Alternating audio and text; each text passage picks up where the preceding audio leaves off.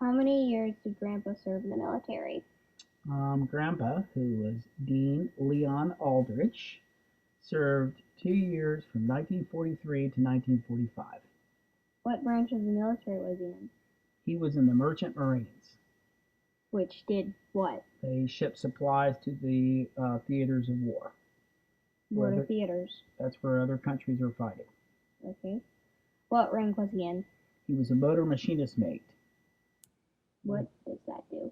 That meant because he grew up on a farm, they probably put him in the engine room because he was sort of mechanically oriented. So if you're a machinist mate, that meant you worked in the engine room. Mm-hmm.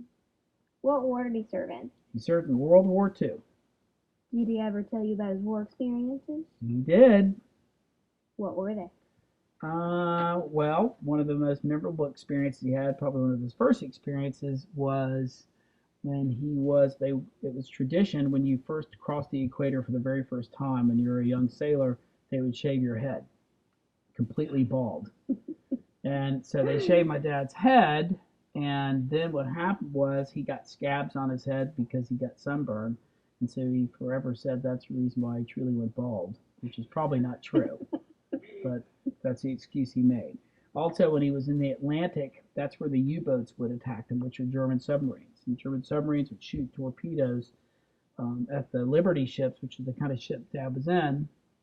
And he said they were always very scared, and they always wanted to see how close to the ladder they were, so that if there was an explosion or something like that, then they could get to the ladder. But in reality, if you're in the engine room of a ship and a torpedo hit it, those are usually the first guys to go.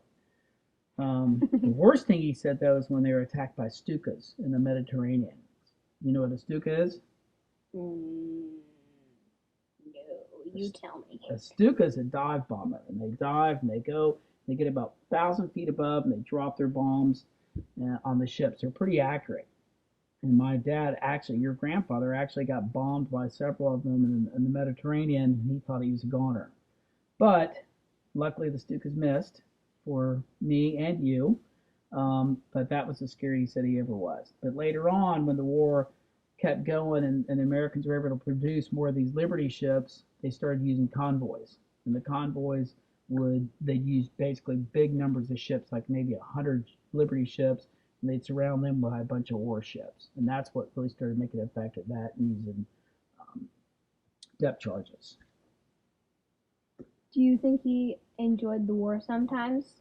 I think sometimes he did. He made some friends, some buddies of his. They played cards and they'd go out and kind of carouse about wherever they were.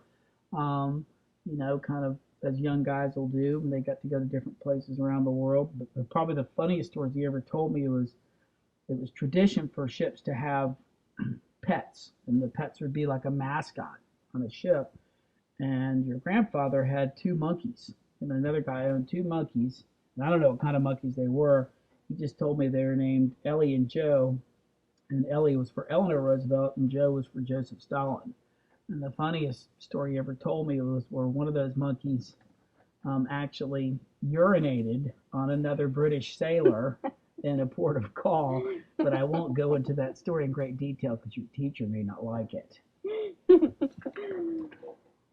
How old was he when he retired? Grandpa went in when he was 19 years old, and he retired when he was 21 in 1945, and he never went back. Do you think he ever missed the war? I don't think he missed the war. I do think he looks at war as something that maybe should be done as a last resort, so there won't be worse wars later on. So now I'd probably say he didn't really miss it. Okay. Thank you. You're very welcome.